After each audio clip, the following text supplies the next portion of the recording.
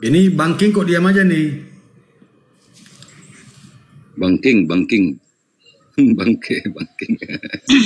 Apa? Aku udah siap makan. Bentar dulu. Bro, bentar dulu, dengerin dulu. Sudirman. Iya bang. Nggak boleh kamu bilang mau menyerah, nggak ada lagi. Kau dengarkan kata-kata aku ya. Tidak ada lah bagi namanya kau di komal menyerang. Kalau mau diskusi saja. Nggak boleh lagi ada kau nista agama orang, nggak boleh. Diskusi aja kalau mau diskusi. Tapi kalau bisa kurangin dulu lah.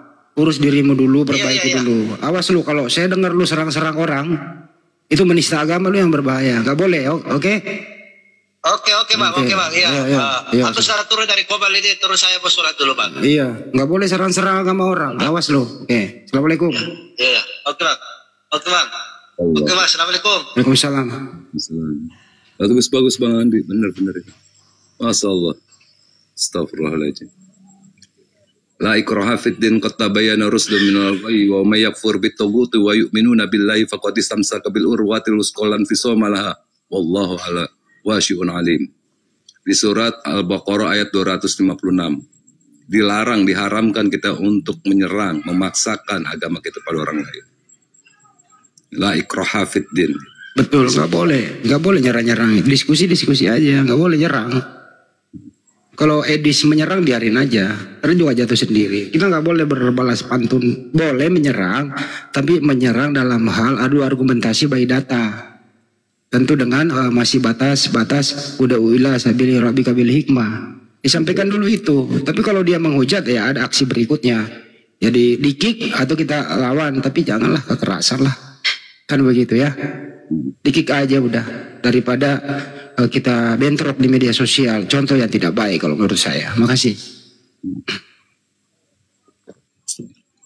Kayak tadi aja ya Bu Darni ya. Saya tuh seneng banget sama Bu Darni ini karena pada saat Bu Darni mengucapkan nama Elohim. Itu saya suka sama Bu Darni. Makanya Bu Darni ada ayat-ayat yang di-spill sama Bu Darni. Saya men-spill ayat-ayat ke Bu Darni itu merupakan salah satu untuk dukungan keimanan Anda, bukan untuk saya tapi untuk keimanan Anda. Seperti kayak Efesus 5 nomor 2 tadi itu. Nah itu. Karena saya selalu... Iya, kenapa aku selalu sekarang mengucapkan Elohim? Karena kan awalnya kan Alkitab ini perjanjian lama kan bahasa Ibrani. Di sana kan Elohim, ya kan? Nah, kenapa menjadi Allah? Nah, kenapa menjadi Allah?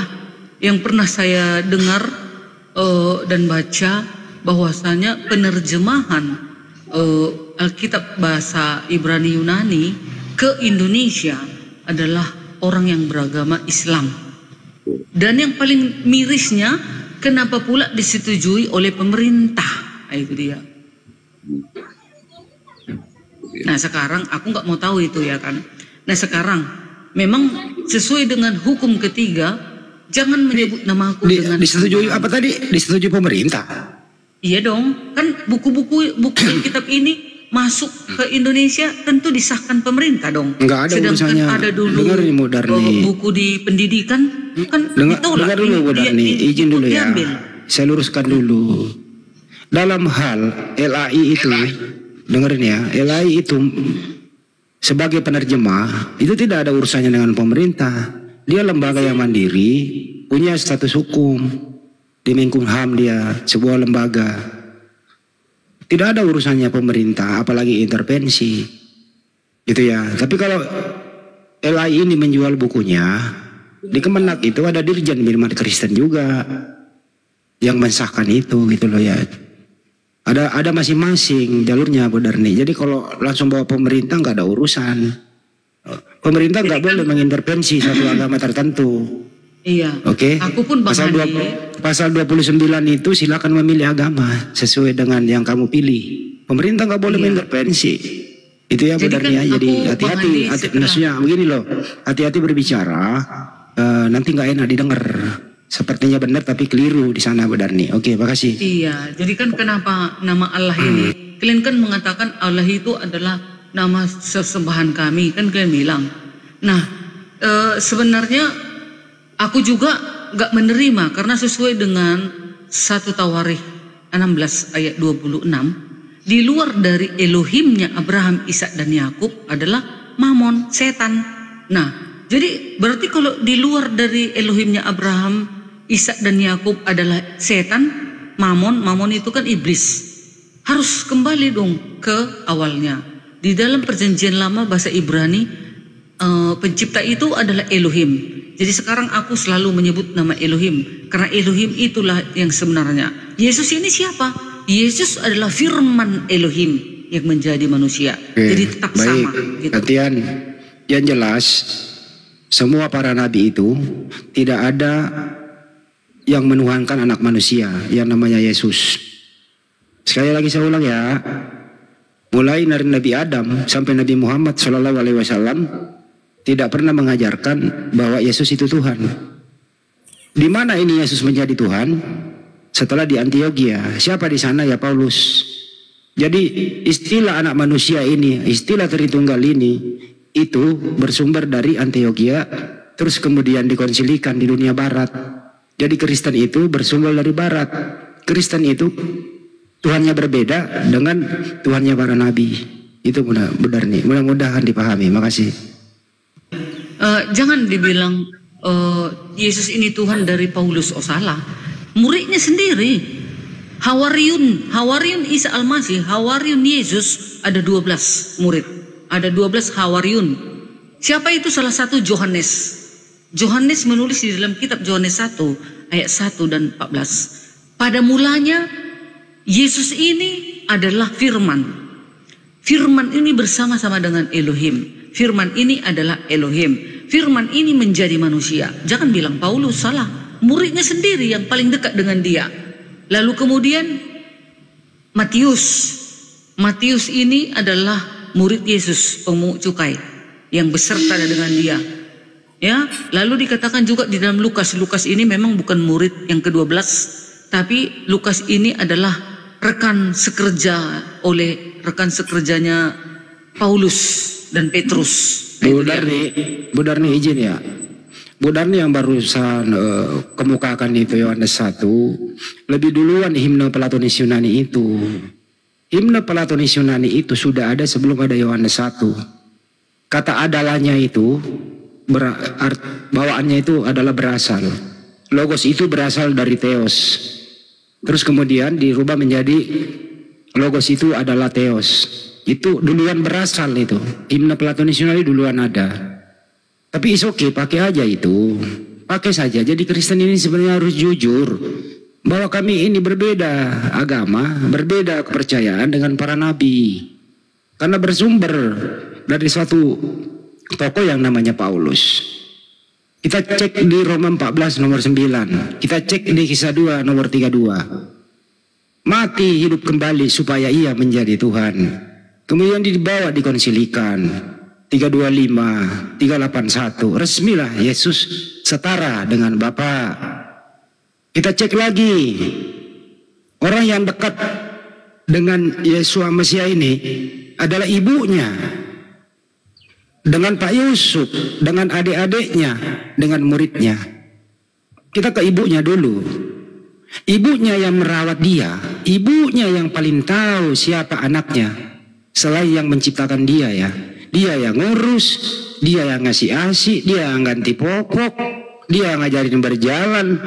Dia kalau nangis, ibunya ngelus-ngelus dia. Tidak ada satupun statement dari ibunya kalau anaknya adalah Tuhan. Tidak ada satupun statement dari Pak Yusuf yang menemani Bunda Maria kalau anak tirinya adalah Tuhan. Tidak ada satupun statement dari adik-adiknya Yesus, abang gue adalah Tuhan. Dan tidak ada satupun bukti yang didapat mereka ini berjamaah menyembah Yesus. Nggak ada. Yesus sudah tidak ada di muka bumi, baru dibuatkan beberapa surat yang mengklaim Yesus adalah Tuhan. Dibuktikan dengan tanda tangan semua orang-orang yang mempunyai kekuasaan di sana, Raja atau Konstantinopel di 325, Yesus Tuhan. Jadi Yesus itu Tuhan berdasarkan dari pengaruh Yunani. Ya, jadi kalau ada Kristen bisa membuktikan Bunda Maria, keluarga paling dekatnya, mengatakan anaknya, kakaknya adalah Tuhan, ya bisa dibuktikan. Kenapa demikian? Karena Yesus sendiri yang berkata, aku ini utusan Tuhan loh. Sema Israel. Dengarlah wahai orang Israel, Tuhan itu esa. Markus 12:29, hukum terutama. Apa hukum terutama kata Yesus? Satu Tuhan, aku utusan Tuhan. Yesus berdoa kepada Tuhan. Yesus sujud menyembah Tuhan. Gak ada. Kenapa dia menjadi Tuhan? Ya di luar sistem ajaran samawi, di luar sistem ajaran para nabi. Kalau Yesus memang itu Tuhan, Yudaisme udah menjadi Kristen semua. Karena dia adalah yang bersenggolan dengan Yesus. Gitu ya. Jadi Bodarni ya silakan saja. Tapi tolong Anda menjadi Kristen, ya Kristen aja. Nggak usah lagi mengais-ngais ke urusan Yudaisme, kitabnya orang dan seterusnya. Itu baru Kristen sejati. Terima kasih. Mantel kau. Jangan. Sini kau tengok saja. Gimana teman-teman? Gimana statement saya? Masuk akal apa akal masuk? Gimana? Ada komentar? Aku berkomentar. Nah, oke, baiklah. Tadi juga sudah dikatakan di dalam Matius 25, siapakah Yesus ini? Tapi kalian selalu ngenyil bahwa dia ayat Tuhan. Tadi dikatakan di dalam Yohanes 16 ayat 4, Roh penghibur itu akan datang. Dia akan memuliakan aku. Tahu kalian apa arti memuliakan? Di dalam keagamaan yang dimuliakan itu hanya Tuhan, ya. Gak ada manusia dimuliakan, ya. Yang dimuliakan di dalam keagamaan hanya Tuhan saja. Jadi kami umat Kristen benarlah memuliakan Tuhan Yesus. Kalau kalian menganggap Yesus adalah utusan dan nabi biasa, hanya hamba Allah saja, maka kalian bukan memuliakan Yesus. Tetapi yang memuliakan adalah kami umat Kristen. Di mana kami memuliakan dia? Kami menyatakan dia Tuhan di dalam penghakimannya terakhir. Karena penghakiman terakhir yang diadakan oleh siapa? Yesus. Di sini tadi apabila anak manusia datang dalam. Di sini saya potong dulu. Setiap ada statement yang keliru saya luruskan. Yang memuliakan anaknya Maria itu kami bilang Muslim. Yang mengutuk Yesus Anda adalah Kristen. Siapa yang percaya Yesus terkutuk di tiang salib? Ya Kristen. Memuliakan itu bukan mengutuk. Justru kami bahwa anaknya Maria bukan dia yang terkutuk, dia orang mulia. Justru Kristen lah kalau nggak mengutuk Yesus, tidak ada Kristen. Anda harus setuju dengan Galatia 3 nomor 13 itu. Anda kalau keluar dari situ Anda bukan Kristen. Jadi sekali lagi saya ulang, Ibu Darni nggak memuliakan tapi mengutuk. Jadi kerjasama dengan Paulus. Itu nyata, bukti nyata sesuai dengan fakta Bu Darni. Silakan dibantah itu, monggo. Oke, itu tadi bantahan saya. Yang dimuliakan hanya Tuhan. Jelaslah kami umat Kristen memuliakan dia Tuhan dan Juru Selamat. Dikatakan juga di dalam Matius 24 ayat 31, apabila anak manusia datang dalam kemuliaannya dan semua malaikat bersama dengan dia, tanggapi dulu siapa yang maka ia akan bersemayam di tahta kemuliaannya. Yesus akan menghakimi dunia. Jelas dia Tuhan, maka kami akan memuliakannya. Dengan cara apa kami memuliakan Yesus? Kami menyatakan dia adalah Tuhan dan Juru Selamat tebus manusia. Siapa yang mengutuk Yesus di tiang salib? Anda percaya? Itu dikutuk, maksudnya terkutuklah orang yang digantung di kayu salib. Itu maksudnya terkutuklah orang yang digantung di kayu salib. Kita semua yang terkutuk digantung di kayu salib. Kok Anda yang terkutuk? Emang Anda yang disalib? Ya, memang saya. Makanya Yesus datang yang sebagai penebusan itu. Anda yang kutuk. Jadi bukan terkutuk Yesus, kalian aja yang ngenyel. Lah, terkutuklah orang yang digantung pada kayu salib. Siapa itu?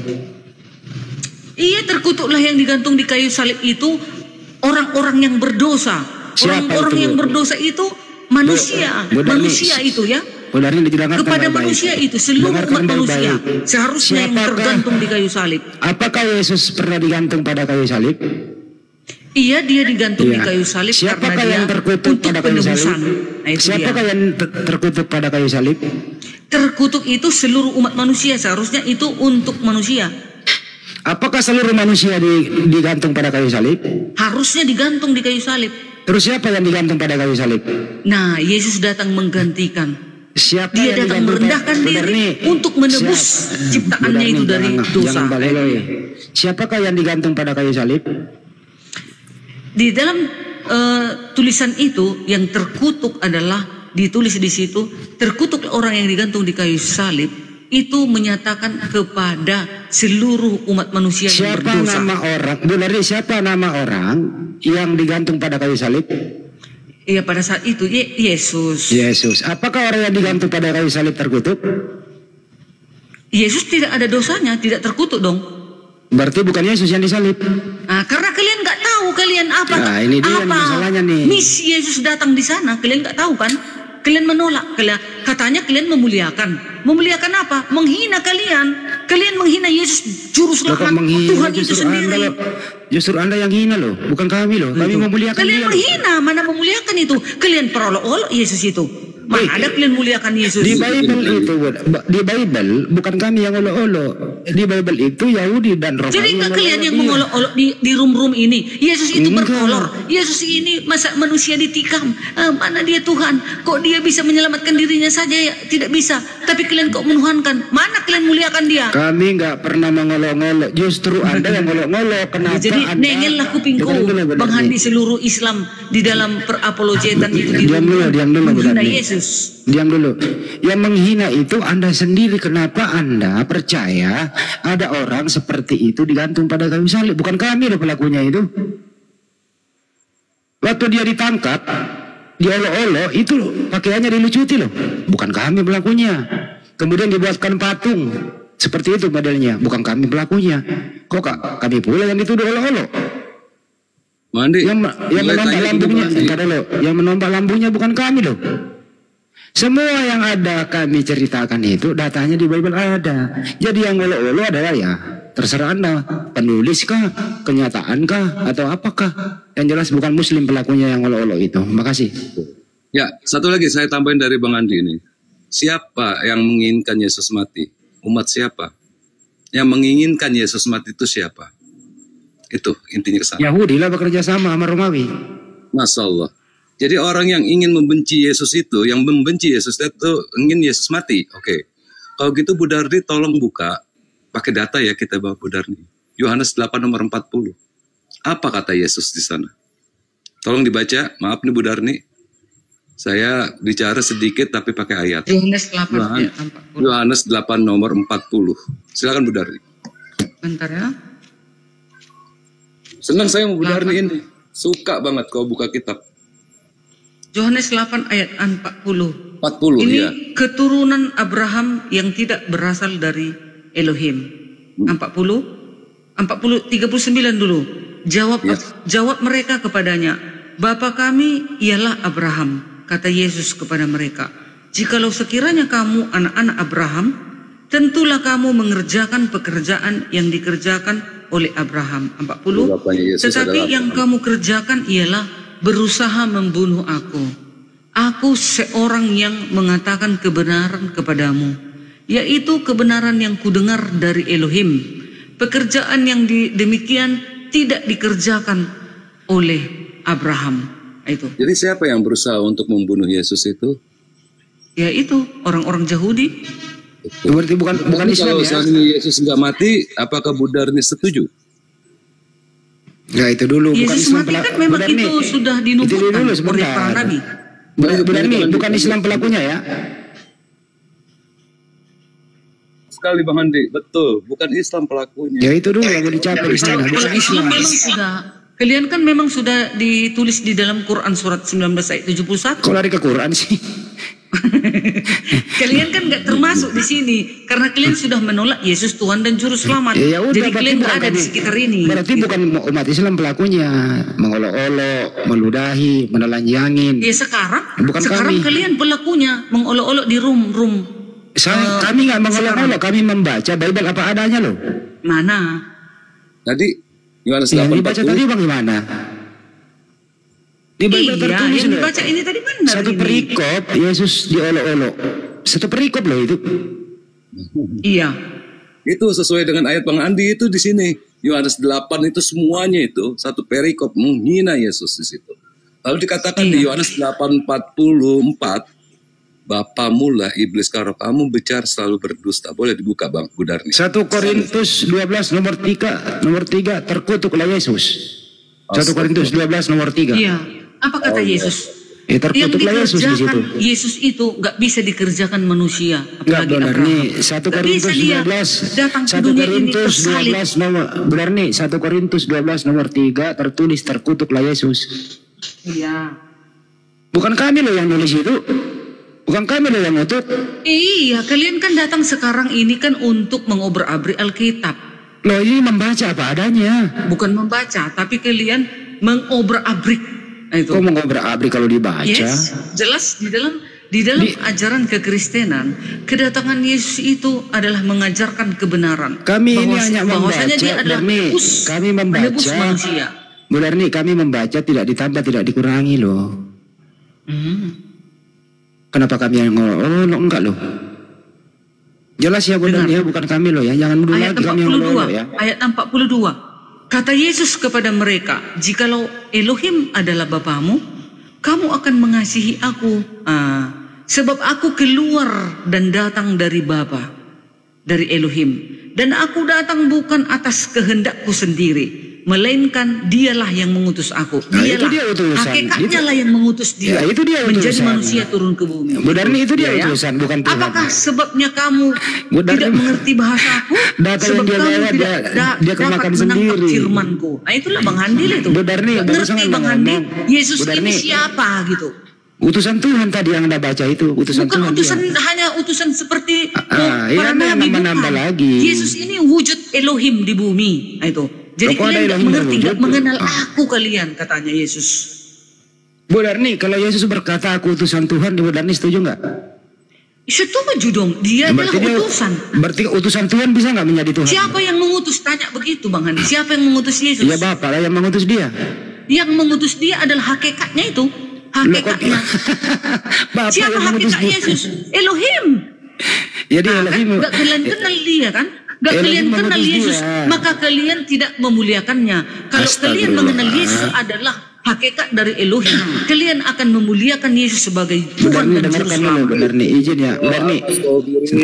Bang, taruh dulu. Menurut benar nih, yang manakah yang Tuhan? Pengutus atau yang diutus yang Tuhan? Atau dua-duanya Tuhan, benar nih? Silakan. Mereka bersama itu, karena Trinitas. Apa sih jawabannya? Iya loh. Ada yang mengutus, ada yang diutus. Yang mana yang Tuhan? Iya, mengutus maksudnya bukan seperti aku mengutus orang lain, bukan seperti itu. Tapi aku mengutus diriku yang kuutus, yaitu bagian daripada aku, yaitu firmanku. Firmanku itu yang kuutus agar bisa bersama dengan ciptaanku. Pergi ke warung beli gula, saya mengutus diriku sendiri beli gula, begitu? Ya sama seperti di dalam Keluaran berapa yaitu 3:14. Gimana cara mengutus diri sendiri? Aku mengutus aku kepadamu, katanya. Elohim mengutus dirinya kepada manusia, yaitu mengutus bagaimana datang Elohim itu kepada manusia melalui firman-Nya menjadi manusia, itulah Yesus. Maka dikatakan aku mengutus aku kepadamu. Jadi Elohim menjadi manusia ya. Iyalah, firman Elohim menjadi manusia. Maka dikatakan utusan hamba. Hamba dikatakan bukan turun ke bumi. Bukan Elohim itu yang turun ke bumi. Tapi sifat Elohim, bagian daripada Elohim itu dirinya. Bu Darni, bacain sama saya Yohanes 4 nomor 19. Bang Handi jangan ketawa, awas. Tolong bacakan Yohanes 4 nomor 19. Tunggu dulu. Bang Handi nggak boleh ketawa. Awas ya. Yohanes 14 ayat 19. Yohanes 4. Ini percakapan dengan perempuan Samaria. Yohanes 4 ya? Nomor 19. Ya, mana dia? Awas ketawa ya Bang Andi. Awas ya. Lempar panci Bang Andi. Ya betul itu. Kata perempuan itu kepadanya, Tuhan, nyata sekarang padaku bahwa engkau seorang nabi. Yes. Bang Andi jelasin Bang Andi. Bang Andi, Tuhan jadi nabi. Memang Di bumi ini dia dikatakan nabi, di bumi ini dia dikatakan utusan, di bumi ini dia dikatakan hamba, di bumi ini dia dikatakan lebih daripada nabi, di bumi ini dia dikatakan Tuhan, di bumi ini dikatakan juru selamat, di bumi ini dikatakan Mesias, di bumi ini dia dikatakan penasehat ajaib, di bumi ini dikatakan raja dari segala raja. Bu Darni, bisa nggak nabi menjadi Tuhan? Loh, namanya juga datang ke bumi. Dia juga disebut orang, disebut orang sekitarnya Yesus ini nabi. Karena dia dengar dulu, karena sewaktu dia di bumi ini, Yesus itu menyembuhkan orang. Jadi mereka heran. Oh, nggak nanya itu, sederhana Yesus pertanyaannya Bu Darni. Bisa nggak nabi menjadi Tuhan? Ya nggak bisa. Nggak bisa. Yesus nabi nggak? Yesus itu dikatakan nabi. Sebenarnya dia nabi atau bukan? Sebenarnya dia itu gelarnya Tuhan, juru selamat. Kok dibilangin nabi, kok yang mana yang bener ini? Iya, karena mereka mengatakan nabi karena pengajarannya pada saat itu kan datang ke bumi. Jadi orang-orang itu salah. Nabi. Orang-orang sama itu seperti salah. Paulus. Mereka juga mengatakan turun dari langit, dewa yang turun dari langit, kan katanya si Paulus. Ini aja Ibu Darni, sebelum kita tutup. Bunda Maria waktu serumah dengan Yesus, siapa yang disembah Bunda Maria? Hakikatnya Yesus, yaitu Elohim. Enggak menyembah Yesus? Tidak ada ditulis di dalam Alkitab Yesus menyembah, tapi ada tertulis di dalam Alkitab Yesus menyembah kaki Yesus. Maria menyembah kaki Yesus. Ada ayatnya. Jadi Tuhannya Maria adalah Yesus? Ya. Jadi Tuhannya Maria, anaknya Maria? Enggak apa-apa. Memang begitu keadaannya datang ke bumi ini. Jadi Maria merawat Tuhan? Enggak apa-apa karena datang sebagai manusia. Apa salah? Waktu anaknya tidur, Maria mau menyembah, dibangunin. Waktu anaknya tidur, ya dijaga sebagai manusia. Loh, bukannya dia Tuhan? Ya dia Tuhan, gelarnya tetap Tuhan. Jadi Tuhan tidur? Kelahiran dan kematian sampai selama-lamanya. Sampai nanti dia datang, dia tetap Tuhan. Jadi Tuhan tidur? Tapi sewaktu datang ke bumi, sebagai manusia. Yang tidur Maria tahu itu. Udah nih, yang tidur itu Tuhan atau manusia? Yang tidur itu sebagai manusia di bumi. Oh, berarti waktu dia tidur dia bukan Tuhan. Gelarnya tetap Tuhan, dia itu tidak. Berarti Tuhan tidur. Berarti Tuhan tidur. Yang tidur itu kemanusiaannya, yang lapar itu kemanusiaannya di bumi. Waktu dia lapar dia bukan Tuhan. Yang lapar itu sebagai kemanusiaannya di bumi. Ya berarti waktu dia lapar dia manusia, dia bukan Tuhan. Ya, sewaktu dia lapar dalam keadaan manusia. Berarti waktu dia manusia, lapar dia bukan Tuhan. Dia gelarnya Tuhan tetap, tapi sewaktu lapar dan haus dan marah, dia sebagai keadaan sebagai manusia di bumi. Jadi Yesus ini kadang melepaskan ketuhanannya, kadang dipakai gitu. Gelar Yesus kan Tuhan, kan sudah dikatakan malaikat kepadanya, kepada gembala itu. Yang tidur akan itu, lahir juru selamat Kristus Tuhan. Yang makan dan tidur itu gelarnya Tuhan atau gelarnya Nabi? Ya. Gelarnya Tuhan, tapi sebagai manusia dia kelaparan. Nah itu. Oh berarti Tuhan lapar. Kemanusiaannya yang lapar. Berarti waktu dia lapar dia bukan Tuhan. Sewaktu lapar manusianya. Berarti dia bukan Tuhan waktu dia lapar. Kemanusiaan sewaktu lapar. Iya, dia bukan Tuhan, kan dia haus. Manusia. Gelarnya itu tetap Tuhan, nggak bisa berubah. Gelar itu nggak bisa berubah. Yang lapar Tuhan. Tuhan itu gelarnya disandangkan penguasa kepada Yesus. Tapi ilahinya adalah Elohim. Ilahinya. Beda Tuhan Bapa di surga, Elohim di surga beda ya. Yesus ini adalah firman Elohim. Gelarnya Tuhan di bumi. Nah, itu. Yang mana yang maha kuasa, Bu Darni? Yesus waktu Yesus ada di bumi, yang mana yang maha kuasa? Yang Trinitas ini maha kuasa. Bapa, Putra, Roh Kudus. Siapakah yang maha kuasa waktu Yesus ada di bumi? A. Bapa, B. Yesus. Trinitas. Di dalam ketrinitas itu yang berkuasa. Siapa? Bapa, Putra, Roh Kudus. Berarti Yesus juga maha kuasa. Yes. Kalau nggak maha kuasa, mana mungkin dia bisa menyembuhkan orang sewaktu dia di bumi. Nggak mungkin dia bisa menyembuhkan pendarahan 16 tahun berdarah-darah. Nggak sembuh-sembuh. Kalau nggak gara-gara dia maha kuasa. Waktu dia bayi maha kuasa juga dong dia. Maha kuasa. Apa yang dikuasai? Kan keilahiannya ada. Apa yang dikuasai Yesus waktu dia bayi? Seluruh para malaikatnya berjaga-jaga di mana-mana pun. Saya nggak nanya malaikat. Ya, apa aktivitas Yesus waktu dia bayi? Iya, sewaktu dia bayi bagaimana dia sebagai keadaan manusia. Begitulah dia di bumi ini. Berarti dia belum maha kuasa dong waktu jadi bayi. Maha kuasa. Masa maha kuasa? Makanya dia sewaktu anak-anak bisa dia mengajar para nabi. Mana ada orang maha kuasa butuh pertolongan? Di mana pertolongannya kepada ya ibunya yang ngasih makanan, kalau enggak kan sakit. Kan datang sebagai manusia dong. Kan datang sebagai manusia. Berarti dia nggak maha. Berarti dia nggak maha kuasa. Secara manusia dong lahir di bumi ini. Berarti dia nggak maha kuasa, Bu Darni. Kenapa nggak maha kuasa? Kan ya, harus ada silsilahnya, harus ada keteraturannya, Bang Handi. Bisa saja dia datang sebagai sudah besar, boleh. Masa nggak bisa? Muslim, tanya banyak sekali loh. Dia butuh bantuan. Sekarang Jesus Christ jawab dulu mereka gantian. Dia butuh bantuan orang lain, Bu Darni. Tidak, kan tadi Bu Arni sudah menjelaskan kenapa lu bolak-balik kayak gitu, Bos. Kenapa lu yang sakit? Memang saya dengar aja. Dia dengar aja, jangan ngomong. Orang nggak waras lu. Kalau kamu mau waras, ya ikutlah orang yang waras. Masa ada bayi maha kuasa? Gimana warasnya?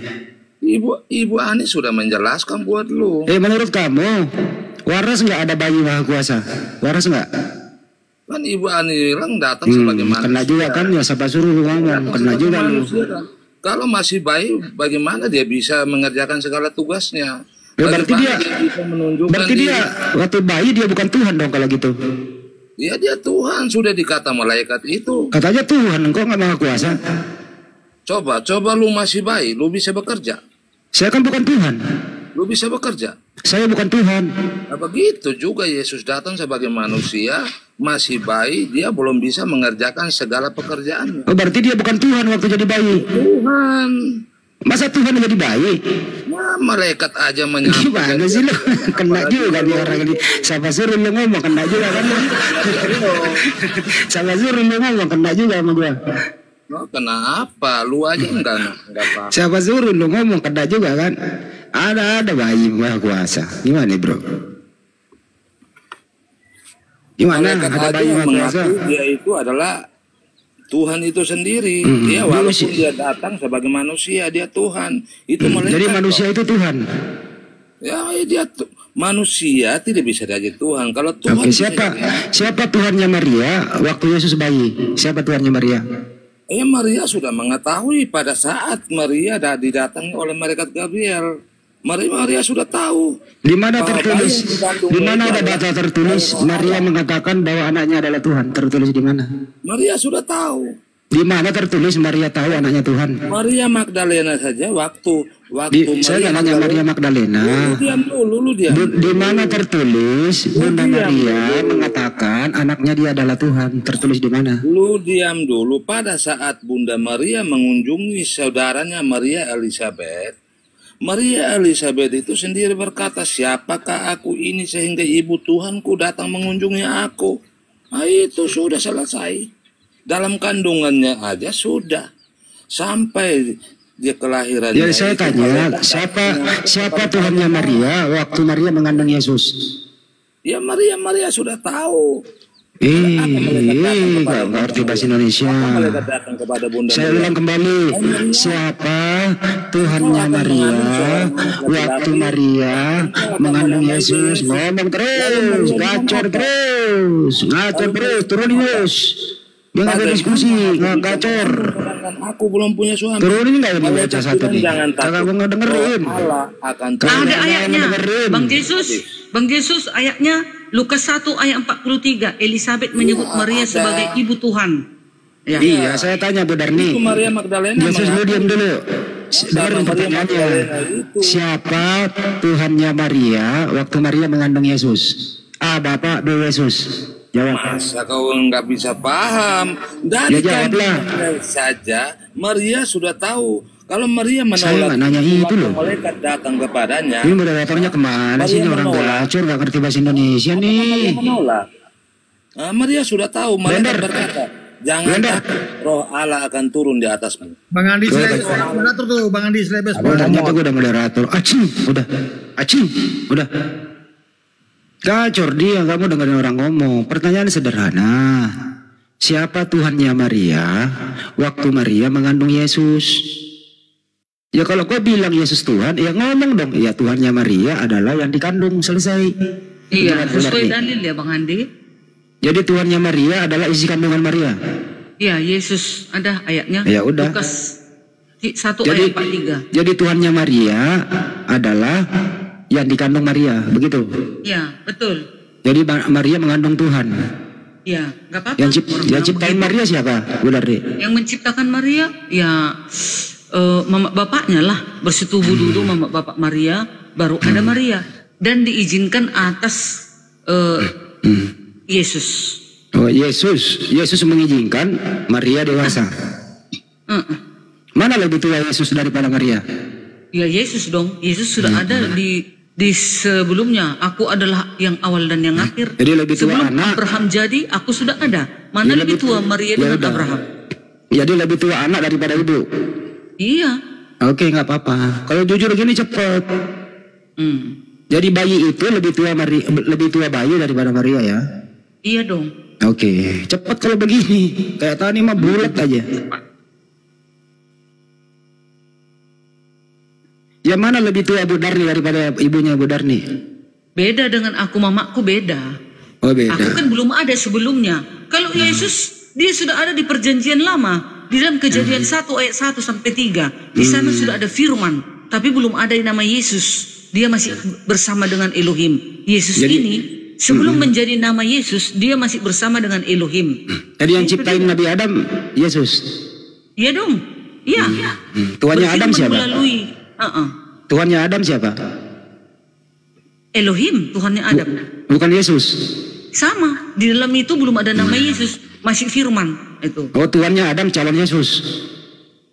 Tuhannya Adam Elohim, itulah berfirman. Firman itu. Aduh. Kok bukan Yesus? Yesus, nama Yesus setelah ada di perjanjian baru barulah dia disebut Yesus. Berarti Adam, tapi sebelumnya pun sudah ada Yesus. Itu berarti Adam tidak mengenal Yesus. Nama Yesus, ya tapi kan dia diciptakan oleh Elohim. Jadi Adam tidak mengenal Yesus. Ini kan kami menjawab pertanyaan kalian. Ya tentu seperti itu kalian obrak-abrik. Menurut Bu Darni, Adam mengenal Yesus nggak? Seperti itu. Menurut Bu Darni, Adam mengenal Yesus nggak? Mengenal Elohim. Saya kan nanya Elohim. Adam mengenal Yesus atau kan, tidak? Yesus kan hakikatnya Elohim. Bukan itu saya tanya. Adam ini mengenal Yesus atau tidak? Seluruh perjanjian lama para nabi di sana belum ada mengenal nama Yesus. Yang dikenal Elohim. Berarti mereka ini tidak menyembah Yesus karena dia nggak kenal. Menyembah Yesus juga tapi di dalam Elohim. Gimana ceritanya?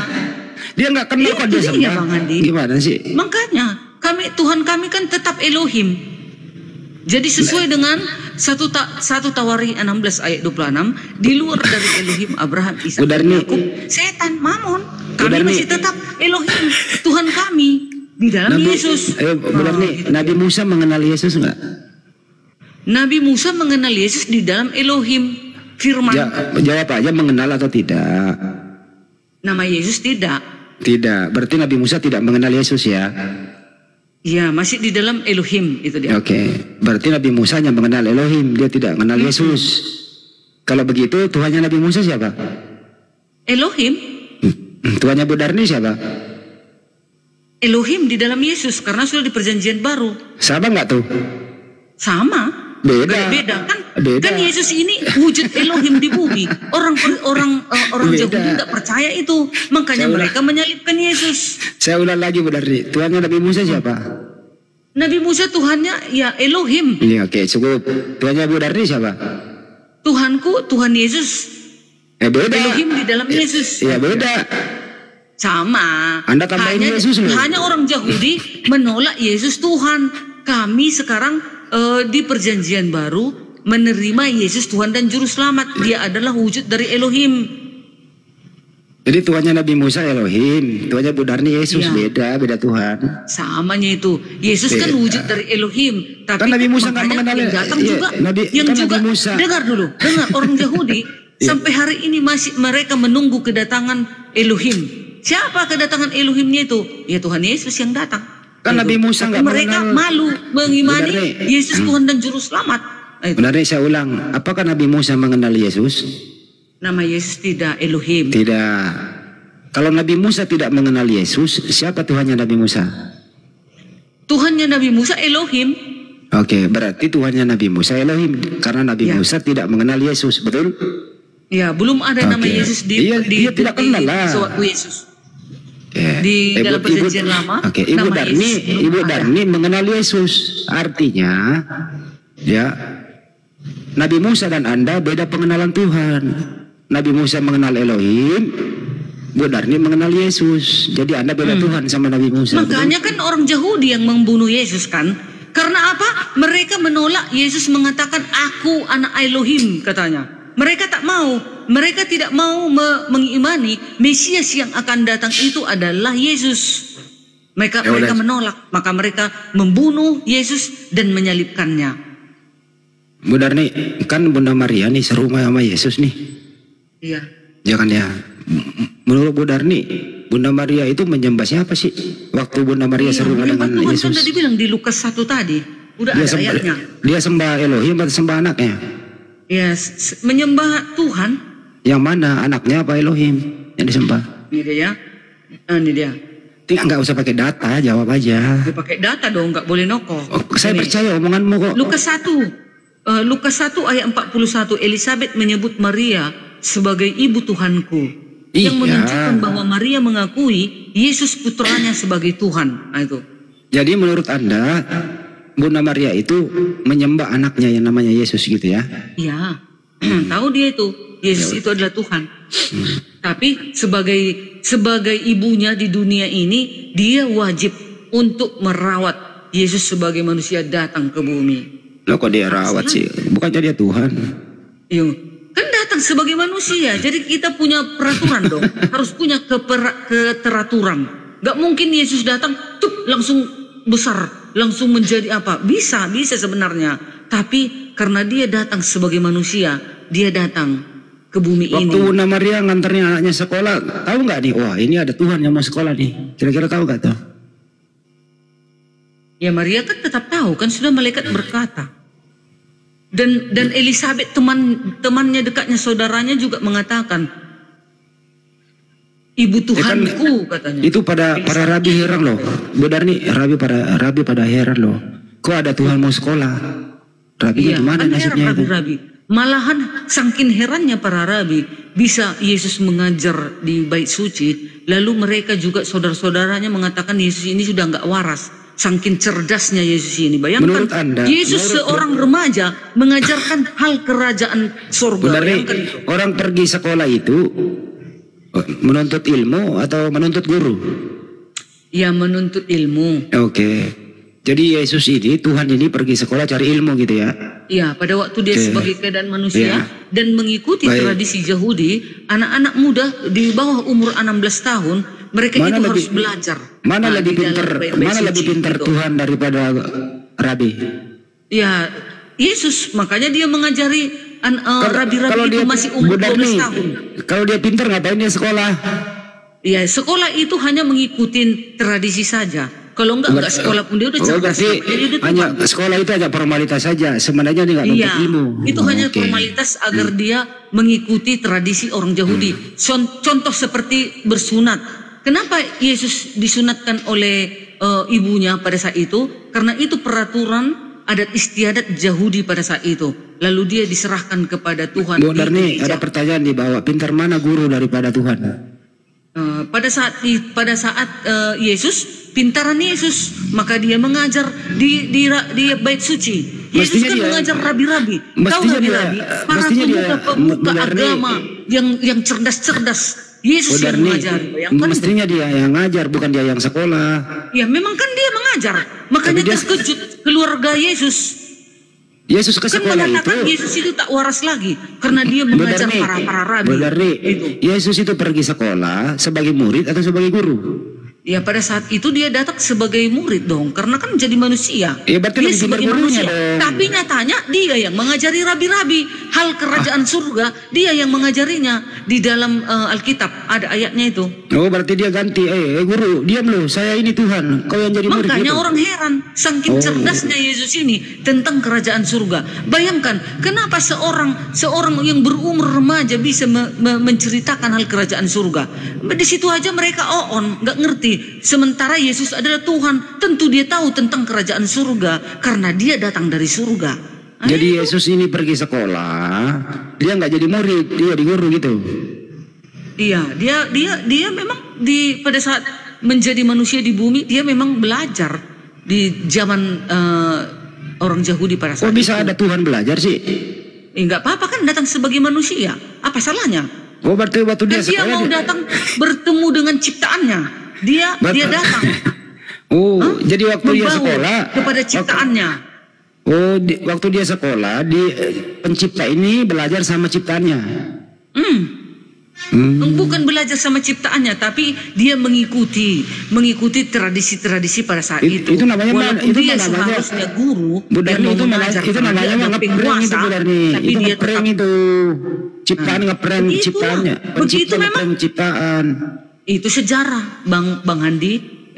Sejarah yang mengatakan itu, tulisan di kitab suci. Yang menulis juga para rasul-rasulnya mencatat di dalam kitab suci ini. Jadi kesimpulannya yang sekolah ini manusia atau Tuhan?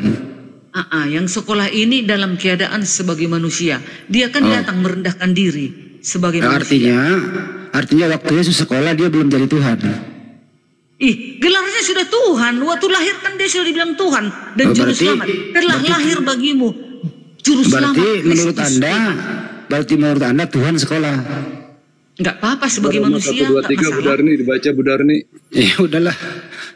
Roma 1, 2, 3 dibaca Budarni. Siapa itu ajaran? Siapa yang menyamakan? Aneh kali kalau menurut saya Tuhan sekolah loh Budarni, aneh. Bukan aneh, kan datang sebagai manusia loh Bang Handi. Masa nggak bisa dia datang sebagai manusia ikut belajar bagaimana sih ciptaanku ini? Begitulah. Jadi waktu dia belajar dia bukan Tuhan. Waktu belajar dia kan sudah gelarnya Tuhan. Waktu lahir pun dia sudah dikatakan belum lahir ke dunia, dia sudah dikatakan berasal dari Roh Kudus. Kesimpulannya Rohulullah.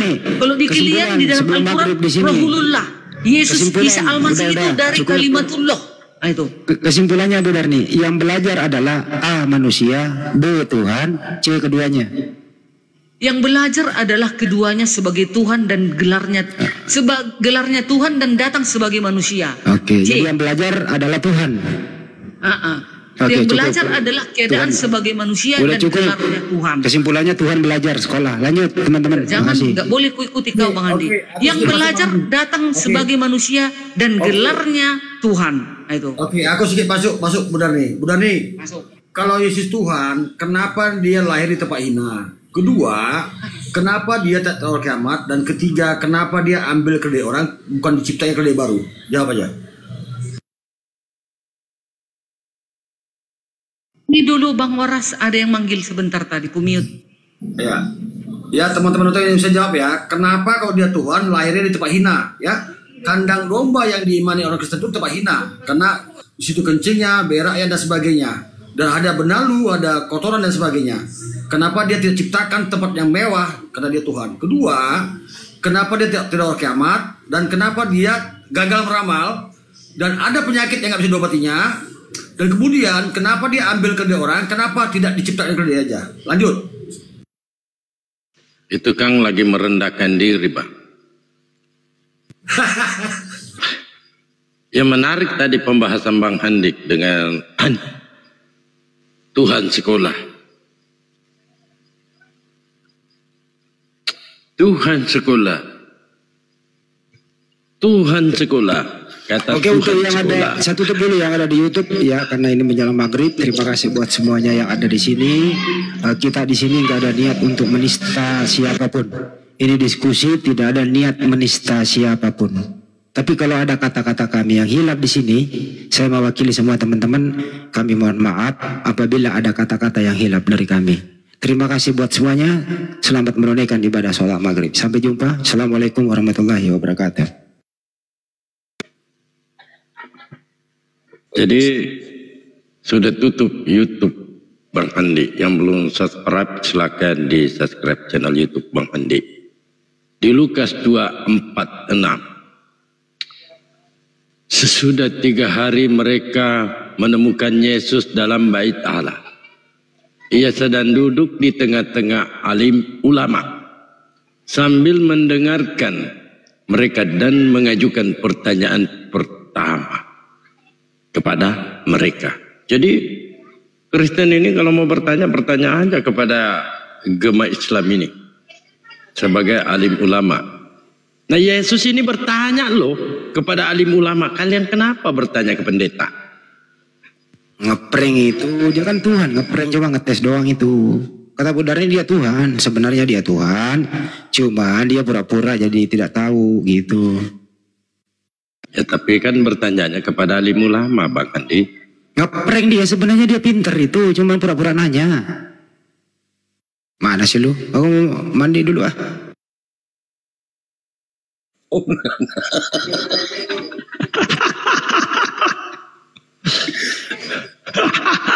Pertanyaan ini memang membuat emosi pertanyaan ini. Ini. Yesus. Yesus duduk di tengah alim ulama. Lukas 2:4-6. Sesudah 3 hari mereka menemukan dia dalam bait Elohim. Ia sedang duduk di tengah-tengah alim ulama sambil mendengarkan mereka dan mengajukan pertanyaan-pertanyaan kepada mereka. Ya, apa itu alim ulama? Pada Kalau di Yahudi namanya alim ulama itu Rabi. Kalau di Islam alim ulama pendeta. Kalau Kristen para pendeta. Ya kalau kan? di Islam? Nah, apa salahnya? Dengarkan ini. Kalau di Islam Lalu ayat 47. Dan semua orang yang mendengar dia sangat heran akan kecerdasannya. Bayangkan itu alim ulama, pendeta-pendeta, rabi-rabi. Enggak ada pendeta di sini Kak Darmi. Jangan ditambah enggak ada pendeta. Itulah artinya alim ulama, para pekerja-pekerja bait suci. Rabi Yahudi. Rabi Yesus Yahudi ini masuk loh. Yesus ini. Iya, kalau sekarang di Kristen itu rabi Yahudi itu pendeta. Ya kan gini. Pendeta. Oh bukan. Pendeta ulama sama dengan kelas pendeta itu. Enggak. Sampai cerita loh pendeta itu semua diajari Yesus tentang hal kerajaan surga. Kalau pendeta itu kan udah jelas Yesus tahu tentang hal kerajaan surga karena dia datang dari atas. Pendeta itu modal congor, pokoknya Yesus Tuhan. Apa kata Yesus? Yohanes 14. Yohanes 14 nomor 12. Udah capek. Kata Yesus, aku berkata kepadamu, istirahat dulu aku. Di sini pun aku turun. Sabar, dengarkan dulu. Ini Bapak rohani loh, sabar. Yohanes 14:12 kata Yesus, aku berkata kepadamu, sesungguhnya barang siapa percaya kepadaku, ia akan melakukan juga pekerjaan-pekerjaan yang kulakukan. Bahkan pekerjaan-pekerjaan yang lebih besar daripada itu, sebab aku pergi kepada Bapa. Ini artinya kalian ini kalau mau selamat ikuti Yesus.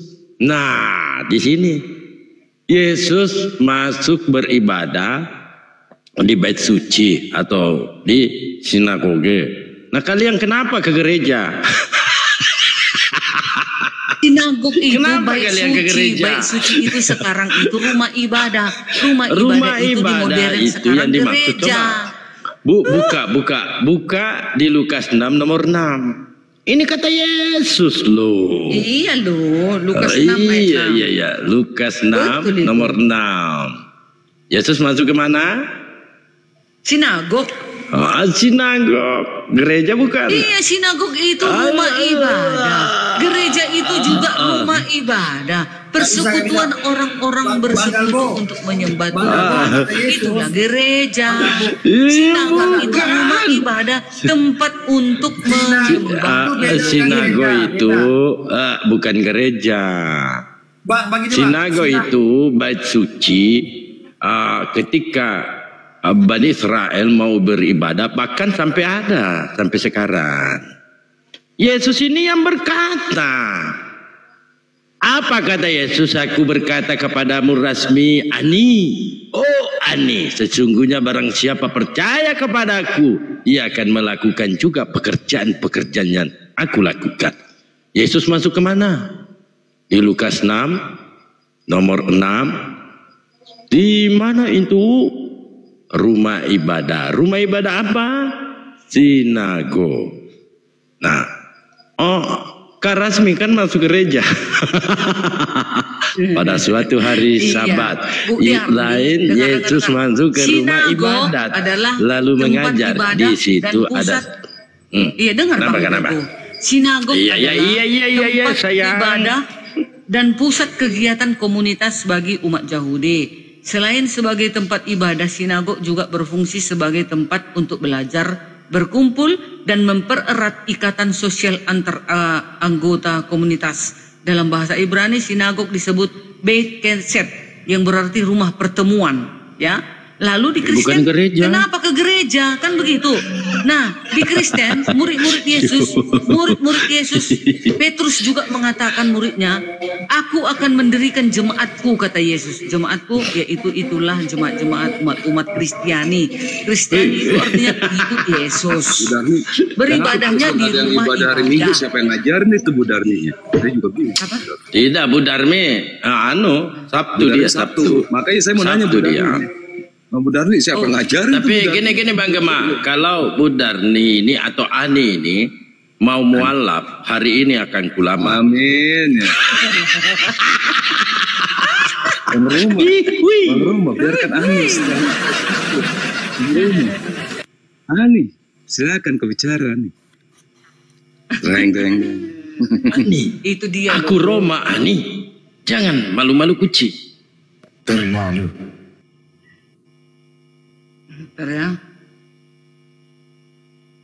Ya, tapi kalau saya dengan Kak Darmi ini nggak pernah berantem loh.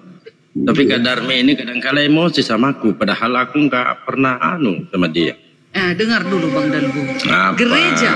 Gereja adalah istilah yang merujuk pada dua hal: bangunan tempat ibadah umat Kristen, dan juga berkumpul orang-orang percaya yang memiliki keyakinan, ajaran, dan tata cara ibadah yang sama. Sama seperti sinagog tadi, tempat berkumpul.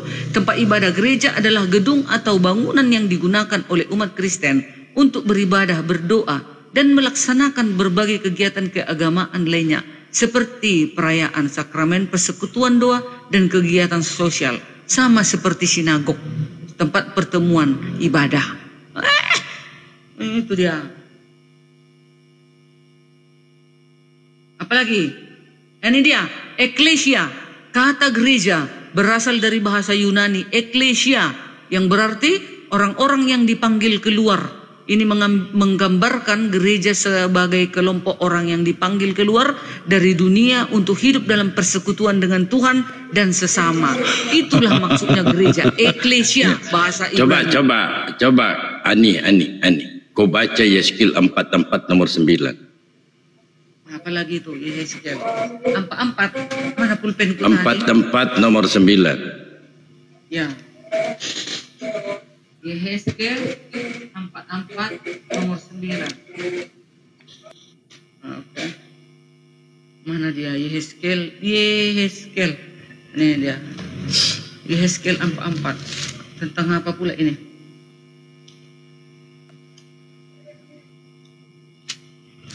Nomor 9, 49. Ini petunjuk-petunjuk mengenai kebaktian dan imam-imam, ya judulnya.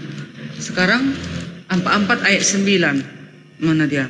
Ayat 8, kamu tidak memelihara barang-barangku yang kudus, dan kamu mengangkat mereka untuk memelihara kewajibanmu terhadap aku dalam tempat kudusku. Oleh sebab itu beginilah firman Tuhan Elohim, tidak seorang pun dari orang-orang asing yang hatinya dan dagingnya tidak bersunat boleh masuk dalam tempat kudusku, yang setiap orang asing yang ada di tengah-tengah orang Israel, di tengah-tengah orang Israel. Yes. Terus, kalau kenapa Kristen tidak bersunat masuk ke rumah ibadah? Karena Paulus dikirim untuk orang-orang yang tidak bersunat. Nah, itu dia. Iya dong. Yesus mengirim Paulus berarti mengabarkan Kristen Injil kepada orang-orang yang tidak bersunat. Berarti Kristen ini pengikut Paulus. Pengikut Yesus. Bukan pengikut Yesus.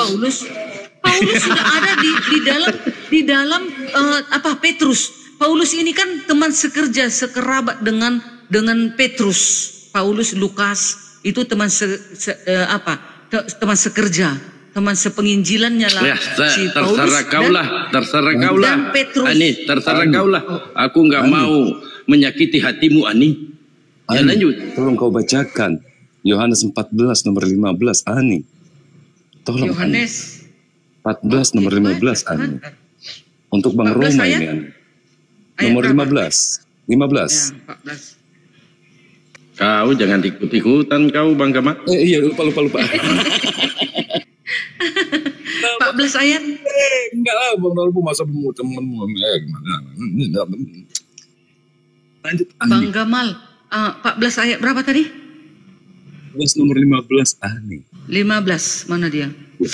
Yesus menjanjikan penghibur. Ini yang kusukai. Oke. Yesus menjanjikan penghibur. Jika kamu mengasihi aku, kamu akan menuruti segala perintahku. Itu ya. Aku akan meminta kepada Yesus. Mengikuti. Apa yang diikuti dari perintah Yesus yang Ani ikuti? Kami dibaptis, saya dibaptis, saya menguduskan hari Sabat. Lalu? Dan semua 10 hukum kami mengikutinya. Sudah membenci itu orang perintah tua Yesus. Ani sudah membenci orang tua belum? Membenci orang tua? Oh, mana boleh. Hukum keempat. Hukum kelima. Hormatilah ibu dan bapamu supaya lanjut umurmu di tanah yang Tuhan Elohimmu berikan kepadamu, katanya. Kalau ada Yesus menyuruh untuk membenci orang tua, Ani mau terima? Mana ayatnya? Pasti ngeyel. Coba. Lukas 14:26, Matius 10:35. Tahu itu Lukas. Catat buat Ani, biar Bang Roma bertukar hatinya. Lukas 14 nomor 26. Matius 10 nomor 35. 10 nomor Katakan 35. Kepada Bang Roma Dalbu, oke? Aku mute. Tunggu dulu. Lukas 14 ayat 26. Bentar. Matius 10:35. Matius 10:35. Dah, ini Katakan sama ya. Ini sama isinya. Tunggu dulu, ayat 26 dulu. Jikalau seorang datang kepadaku, ayat 25, segala sesuatu harus dilepaskan untuk mengikuti Yesus. Ya, dengar ini, dengar dulu judulnya. Segala sesuatu harus dilepaskan untuk mengikuti Yesus pada suatu kali. Banyak orang berduyun-duyun mengikuti Yesus dalam perjalanannya. Sambil berpaling, ia berkata kepada mereka, jikalau seorang datang kepadaku dan ia tidak membenci bapaknya, ibunya, istrinya, anak-anaknya, saudara-saudaranya, laki-laki atau perempuan, bahkan nyawanya sendiri, ia tidak dapat menjadi muridku. Cukup, Ani. Bukan kita benci dulu, tidak. Cukup, Ani. Cukup. Dengarkan kata Bang Roma nih. Karya. Bang Roma, memilukan hati Bang Roma nih. Jangan kau teruskan, Ani. Jangan kau teruskan, Ani. Ani, jangan kau teruskan, Ani. Ya, sabar. Lukas 14 ayat 26. Ini kutanya dulu amang buruku nih. Ini dah. Yang berbunyi, jikalau seorang datang kepada aku dan ia tidak membenci bapaknya, ibunya, istrinya, anak-anaknya, saudara-saudaranya laki-laki, dan saudara perempuannya, bahkan nyawanya sendiri, ia tidak dapat menjadi muridku. Menggambarkan bahwa kasih kepada Yesus harus lebih besar daripada kasih kepada keluarga atau bahkan diri sendiri. Itu maksudnya. Nah, itu makanya kalian jadi cacat, sesat kalian, nggak ngertos kalian. Nah itu, ini artinya ya. Jadi menggambarkan bahwa kasih kepada Yesus lebih besar daripada segalanya, termasuk diri kita sendiri. Itu artinya ayat ini bukan berarti secara harfiah membenci keluarga, tetapi lebih kepada prioritas yang harus diberikan kepada Tuhan Yesus. Itu maksudnya, Bang. Oh, itu dia. Dia Arni gitu loh. Ani, di situ ada kata membenci, Ani. Ani. Iya, tapi artinya itu bukan begitu, bukan secara harafiah. Kan katanya di situ.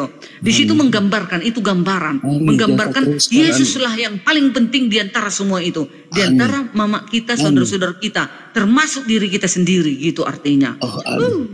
Jangan kau teruskan perkataanmu, Ani. Bang Dalmo merasa pilu. Jangan kau teruskan, Ani. Begitu, Matius, bukan kita membenci mama kita, bukan. Tapi kalau dalam Yesus ini, itu tertulis, Ani. Kau telah menulis dan menggores tinta di hatiku. Kalian kalau kalian nggak mau mendengarkan apa yang ku kasih tahu sama kalian, terserah. Matius 10:35. Matius 10:35. 10 ayat 35. Aku tulis ayat 35 ya. Matius 10:35. Jangan kau bikin sakit hatiku, Ani. 10 ayat 35. Bentar ya. 34 aja nih, Ani baca dari 34 juga. Ini di bawah ini agak lain. Berteriak dia, salibkan Ani, janganlah. Gak boleh. Salibkan Ani, jangan disalibkan. Iya. Yesus membawa pemisahan bagaimana mengikuti Yesus. Ya sama kayak tadi. Ayat 34, jangan kamu menyangka bahwa aku datang untuk membawa damai di atas bumi. Aku datang bukan untuk membawa damai, melainkan pedang. Sebab aku datang untuk sama seperti Siriko tadi. Sama seperti Siriko tadi kan. Kalau memilih Yesus, harus meninggalkan semuanya. Yesus, Ani, dia membawa, tidak membawa damai. Jadi contoh di keluarga teman Islam, ada Islam semua. Terus ada penginjilan. Lalu salah satu di antara mereka mengikuti Yesus. Bukan membawa damai, membawa pedang. Maksudnya pedang jadi ribut lah kan antara anak dan ibu. Ibu mengatakan jangan kau keluar dari Islam. Kau harus mengikuti Rasulullah. Kan katanya.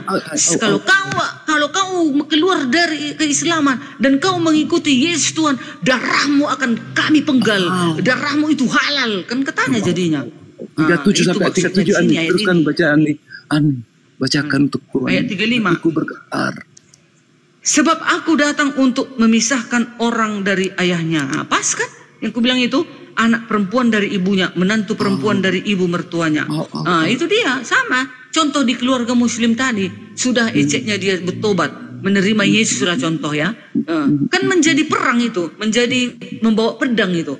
Kalau sudah menerima Yesus, salah satu anak itu. Di sini tidak ada perintah untuk keluar dari agamanya, Ani. Tidak ada kata-kata keluar agama. Artinya itu seperti itu. Ani, tidak ada terkata seperti itu, Ani. Tidak tersirat di hatiku seperti itu, Ani, padamu, Ani. Ani, sungguh kejam hatimu. Tertulis di hatiku seperti itu yang kau ungkapkan padaku, Ani. Ayat yang ke-36, Ani, tolong dibacakan dengan baik dan lemah lembut, Ani. Ayat 36. Nah, dia. Ya. Ini dia ya. Matius 10 ayat 36 menjelaskan bahwa pengikut Kristus akan menghadapi perlawanan. Bahkan dari orang-orang terdekat. Karena iman mereka. Itu dia artinya. Udah langsung aja. Ya, jadi pengikut Yesus ini akan menghadapi perlawanan jika engkau mengikut Yesus. Contoh di teman keluarga Islam. Jika mengikuti Yesus akan mendapat perlawanan. Itu contoh. Dan musuh ayat orang 36. Apa tuh? Dan musuh orang ialah orang-orang isi rumahmu. Benar itu. Kan mendapat perlawanan. Satu keluarga contoh teman Muslim masuk. Aku dari pagi sampai siang aku mencari uang untukmu, Ani, tapi kau membenci aku, Ani. Oh, sakitnya hatiku, Ani. Begitu sayang. Artinya seperti itu. Itulah arti daripada membawa pedang, ya. Jadi contoh di dalam keluarga Islam, jika ada salah satu mengikuti Yesus, maka tidak ada kedamaian nanti pada anak itu. Dia akan dilawan oleh anak-anak dan orang tuanya dan abang-abangnya. Untuk Ani. Ani. Apa? 37 baca untuk aku, Ani. 37. Iya, Ani. Barang siapa mengasihi bapa atau ibunya lebih daripadaku, ia tidak layak bagiku. Dan barang siapa mengasihi anaknya, laki-laki atau perempuan lebih daripada aku, ia tidak layak bagiku. Ya benar itu. Aku sudah dipisahkan dengan anak kita nih. Aku tak kuat. Tak akan kuat aku membencimu, Ani. Aku tak akan mampu, Ani, untuk membencimu, Ani. Ani. Aku tak akan mau mengikuti pelajaran seperti ini, Ani. Sakit hatiku, Ani. Aku tak akan mau membencimu, Ani. Aku tak akan mau membenci anak-anak kita, Ani. Orang tua kita, Ani. Tak akan mau, Ani. Ani. Kalau gitu kita goodbye, Ani. Karena prinsipmu dengan prinsipku berbeda, Ani. Ya, aku tak mampu, Roma. Aku tak mampu membencimu, Ani. Yesus, aku akan memutuskan percintaan kita. Nyahlah kau dari hadapanku. Aku tak mampu membencimu, Ani.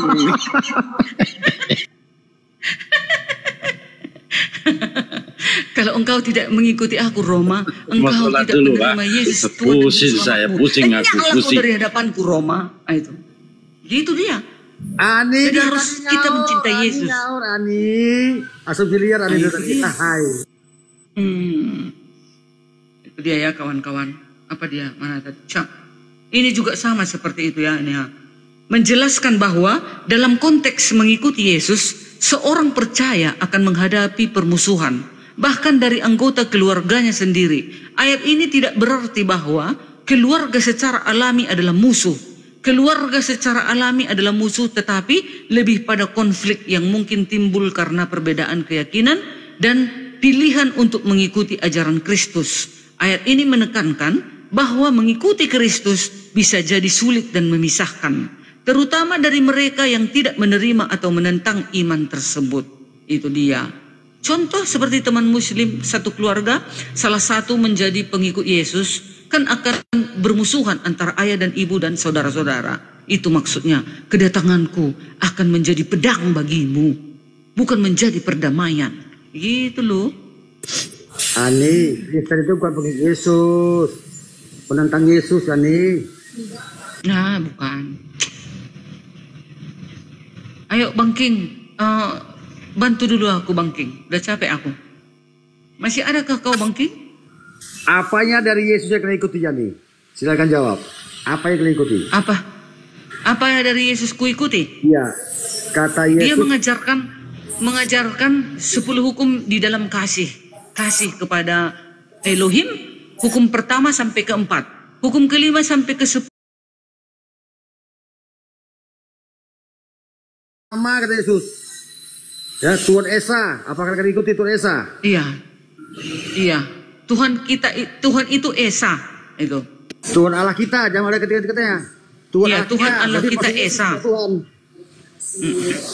Termasuk Yesus punya Tuhan sesuai dengan Matius 11:5, Yohanes 20:17, Markus 12:29. Bahkan dia menyembah, menyembah kepada siapa tuh? Yohanes 4:22. Jawab. Yesus menyembah kepada siapa? Sewaktu dia sebagai manusia, Yesus menyembah kepada hakikatnya sebenarnya itu. Dia kan keadaan sebagai manusia. Dia menyembah kepada hakikatnya, itulah Elohim. Keadaan sebagai manusia menyembah kepada hakikatnya Elohim. Jadi ketika Yesus disalib, dia menjerit, Tuhan, Tuhan, mengapa engkau tinggalkan aku? Dan 7 perkataan Yesus disalib, ya Bapa,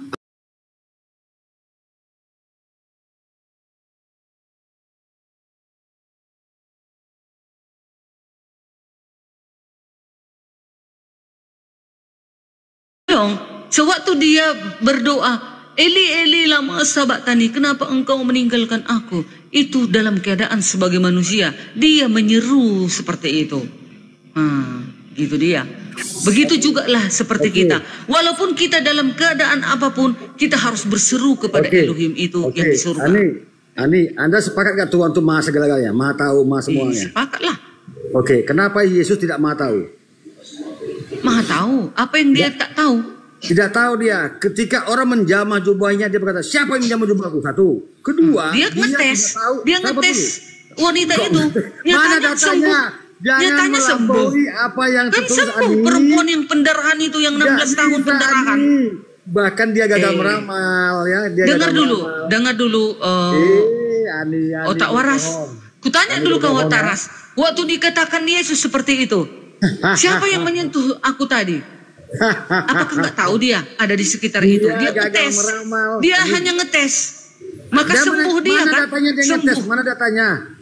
Mana datanya? Buktinya disembuhkah perempuan pendarahan yang 16 tahun itu? Tidak, dia gagal meramal. Perempuan yang pendarahan 16 tahun itu? Dengarkan Ani, tobat Ani. Kesembuhan itu yang terutama, Bang Otak Waras. Kesembuhan. Anda ini pendeta sebenarnya. Anda ngotorkan dengan dokter. Siapa bisa orang menyembuhkan, menyentuh jubahnya saja, pendarahan yang 16 tahun terus pendarahan bisa sembuh. Kalau nggak Tuhan itu sendiri. Kenapa dia tidak tahu musim pohon ara? Capek kali aku melawan kalian, Bah. Aduh, Ani jangan asumsi liar, Ani. Gak ada datanya, Ani.